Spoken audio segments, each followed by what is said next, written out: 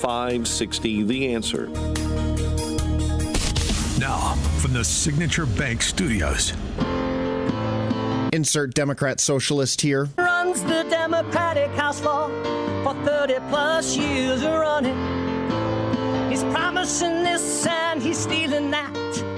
Where can you get that kind of money? He's using your house like his own piggy bank. You ought to know by now. You can pay off your house here in Illinois, but you can never keep up with the taxes. Oh, it's always been the plan to have a taxpayer pay, no doubt. Not a matter of if anymore, but when you're moving out. I said when you're Top of the moving morning, out. Dan and Amy. That theme music means it's time for our weekly conversation with Ted Dabrowski, president of Wirepoints, wirepoints.org, all things Illinois policy related. And finally, we have some good news to talk about with Ted when it comes to Illinois. Great news, in fact. The Tribune is touting it. Governor Jay Belly is touting it. And here's the good news. Let me just give you the top line. Please. According to the National Assessment of Educational Progress, NAEP, that administers reading and math testing for grades 4 and 8 at government schools across the country, in reading, a full 30% of fourth graders in Illinois are proficient. A full 29% of eighth graders are proficient. In math, a full 39% of fourth graders are proficient in math, and a full 27% of eighth graders are proficient in math. Hooray! Yay! Woohoo! That's what Pritzker said, didn't he? Oh, yeah. He was celebrating a teacher in Effingham whose students are doing really well. I wanted to call to congratulate you, your eighth graders, and frankly, all the eighth graders across the state of Illinois, but especially at Effingham Junior High, did an amazing job outperforming the rest of the country on math and science NAEP scores, and I just wanted to thank you for the hard work you put in and they put in to succeed for the state of Illinois. Well, thank you. You're crushing it. What was that? The crypt keeper from Tales from the Crypt that he was talking to? He was talking to the teacher. He did a phone call into her class, and all the kiddies were sitting there in their seats, and she was overwhelmed. But Effingham. I mean, she's a good teacher. Good for her, and we all appreciate good teachers. But sure, on the whole, we're not really killing it, as he said, or crushing it. What do you mean? We absolutely are. The Tribune said it. Oh. He said the scores are a testament to the great strides Illinois students are making academically. I mean, I just told you the numbers. Fourth grade, 39%. Eighth grade, 27% are proficient in math. That means only 61% and 73%, respectively, in grades 4 and 8 are not proficient. Yay! Right, Ted? Yeah, exactly. And let's take it further because, there's that's an average, right? So when you break it down and start looking at the minorities, and, you take Chicago Public Schools, it is 90% minority. There are hardly any, white kids left there anymore. So across the state, 8th grade math, black scores, just 9% are proficient. 91% are not proficient. Well, for Hispanic, that's why he called Effingham. He doesn't care about. He just cares about the honkies. Yeah. 18% of Hispanics are proficient in math. So it's fascinating how the results. This is the results nationally. In the Wall Street Journal, hit really hard on the national results. Especially reading results down. Getting close to 30-year lows. This is a disaster nationally. It's a disaster for our country, what's going on. And so, what they did, and, they're smart. Pritzker, I tell you, he's amazing. He's really good. He stays on his message. He calls these schools, tells them how great they are. And, the Tribune just parrots exactly. The Tribune parroted exactly what Pritzker said. They didn't do any thinking. They didn't open up any of the files. They didn't look at the numbers. And, the bad numbers just stare at me like a sore thumb. These kids can't read. They can't do math. And yet they go on this, marketing campaign to say how great they are. And this is the bad part of how it works. Yeah, but we just need to read more good than our neighbors. That's all. That's the standard, right? Well, good. Yeah, that's right. Yeah, no, that's right. I mean, if we're just a couple percentage points better, that means we are rocking it. We're doing great. Well, the 70%, who can't read at grade level. I mean, there's always state employment. Now that he banned Jan 6ers from state employment, there are plenty of jobs in state employment. They're advertising for them, and you can just watch it. You don't have to read the advertisement, thankfully. Yeah. You don't need to read your application or write anything about it. I'll tell you the other big worrisome thing, and it's coming. We've all talked about it. Is when you look at these results, we've typically spoke about how many kids are proficient. Now they've got this other measure they've had for a long time, which is called basic.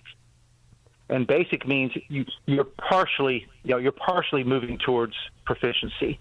Okay. And now they're starting to use the basic numbers. Now, how many kids are basic? And we looked at the old, like the 2011 and 2013 results of NAEP. It only talked about proficient. Now they're starting to talk about basic because they have to find another metric to use to hide behind how bad things are. So watch out for that. And do we have an idea what the basic number is, that you're somewhere in the ballpark of proficient someday? Well, you don't even know. Yeah, they're of course much higher. I forget what their numbers are, 60%, something like that. So, well, good. So then it's only 40% who are completely illiterate. That's great. Hey, listen, right? I mean, this is the other important point. Make your important point, because I have one then too.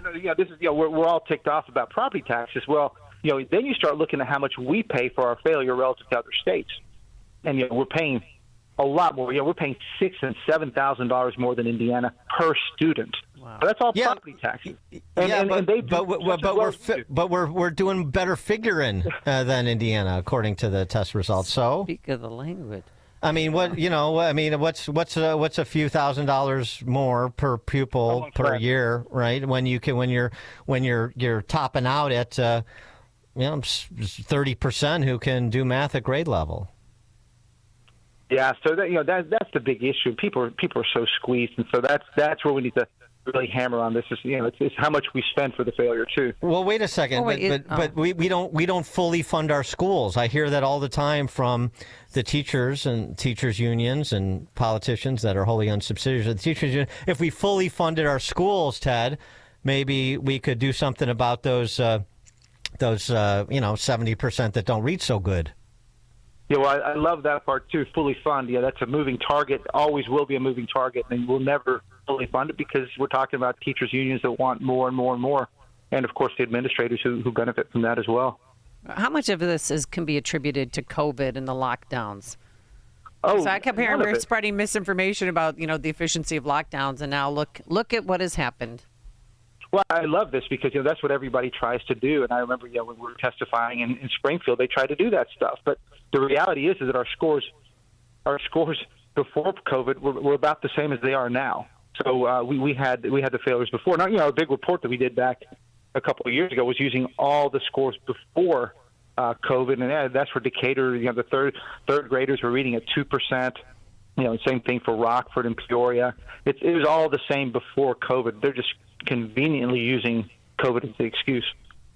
BLM Brandon unveiled his legislative priorities this session. They include a hemp tax, a watered-down Anjanette Young ordinance to further hamstring police, and more affordable housing units through a green social housing loan fund. It's prodigious. Well, he's got some excellent ideas to improve Chicago, as we've seen. His new latest poll numbers show 14%. He's totally lost it. I think we're just waiting around to see who's going to pop up and who wants to run, and who might have a shot at doing something a little different. But I think his time, his ability to influence anything positive, I think is just absolutely gone. What about his gift closet? And now that they've discovered that he was hiding gifts behind the doors, do you think anything will happen with that? Frankly, I don't know. I mean, I read a little bit about that, but just par for the course. If Madigan and others can't go to jail for what they do, then what's a few gifts? Yeah, well, exactly. Not to mention, I mean, when our mayor appears before that House Oversight Committee to defend sanctuary cities, speak truth to power, he's got to be decked out in those Hugo Boss cufflinks who want him to look good, representing the city like Triple Threat was. He is the face of Chicago, isn't he? Yeah, well, he is. I mean, he says he is, and it's going to be fascinating if he does go. I mean, I don't see how he doesn't go, and how he tries to defend it. But I think it's sadly it's good. The more he talks, the more he exposes where he stands on things. The better it is for us to finally get some change at in Chicago. But it can't come fast enough. We need to jack property taxes, particularly on commercial property owners. You know why? Because we've got some properties that are selling for a fraction of what they sold for a decade ago. For example, 70 West Madison sold this month for $85 million. In 2014, the sellers paid $375 million. Oh. So then they're going to get unless you just keep the property tax assessments at the $375 million valuation, pay no attention to the fact it sold for $85 million. Let's see. The Skidmore, Owings, and Merrill Tower, that sold for $85 million. The Tribune saying that the Board of Review presumably will take that sale into account when it considers the likely appeal later this year. But why should they? We need the money. Yeah, it's that whole article is fascinating for me. For those who haven't read it, it's in the Tribune, just talking about about the collapse of all those values in Chicago. And I don't know if they're representative of what's happening in the whole city, but if it's true, it's scary, right? Like you mentioned, $85 million for a place that sold for $375 just a few years ago. There's another one. A Groupon at 600 West Chicago, the old Groupon headquarters, 1.6 million square feet, running along the North Branch. Sold for $89 million 8 years ago. Sterling Bay paid $510 for it. Oh my gosh! No, these no big collapses. Wait, Chicago is a vibrant city. I mean, I know this from BLM and from Jay Belly. Chicago's a vibrant city. We're attracting businesses. It's great. 311 South Wacker sold for the one with the illuminated crown on top. Sold around $70 million. The owners paid $302 million for it in 2014. These are monumental losses. Not a big deal. No big deal. And that's what these guys like Johnson, well, of course they don't get or they do get. Who cares what they actually get? But this is what's happening. And, there's two implications of this. One, if those values stay down there and collapse like they have, then their property taxes are going to go down, but it's all going to be shifted over to the residential people. And so, you're talking about all the increases they've had over the past few years, plus this kind of stuff. That's one. And of course, the impact of the downtown, you've got Groupon went from using 300,000 square feet down to 25,000 square feet. So, these companies don't need all that property. Now, what's interesting, though, is that the Tribune article, again, this is another problem with the Tribune, they're right to talk about this issue and who's going to bear the taxes. But what they missed out on the whole point is the problem is how big the spending is, right? Not just the fact that this is a shift between commercial and residential, but you got to take on the unions. The Tribune should be taking on the union costs. No. They've got a solution for it. I just told you. I mean, come on, listen up. Green Social Housing Loan Fund. You convert those commercial spaces, just like we're going to convert the financial district, to government housing. Damn, I missed that. Okay, I got you now. It's Green Social Housing Loan Fund. Hello, right? Mm-hmm. Yeah. It's going. It's going well. It's going well. Ralph Martiri, Center for Tax and Budget Accountability, says, we got it. The only thing we need, like BLM Brandon was saying, like the Tribune is ignoring, we need major revenue initiatives. So, a tax on hemp, that's great, but maybe we need to go back to Pritzker's idea of graduating the state income tax. Oh, remember that was his idea. Maybe we need a city income tax. Maybe we need both. I think BLM Brandon also wants to jack up corporate taxes in Chicago too. So that'll help, right? Yeah, all that. You're hearing news of United Airlines possibly moving. We heard of it back in the past. That would be again all those things are chasing out the very companies and then bringing down the commercial values further down. And this is a spiral we're in. We better hurry up and do something about the mess, or we're gonna keep spiraling. And this is the risk we have. Ted Dabrowski, President of Wirepoints, wirepoints.org, all things Illinois policy related. Thanks, Ted. Have a great day. Thank you. And he joined us on our turnkey.pro answer line. The stories you need to know to start your day. This is Chicago's Morning Answer on AM 560. The Answer. Balance of Nature's fruits and veggies supplements, changing the world one life at a time. I'm 70.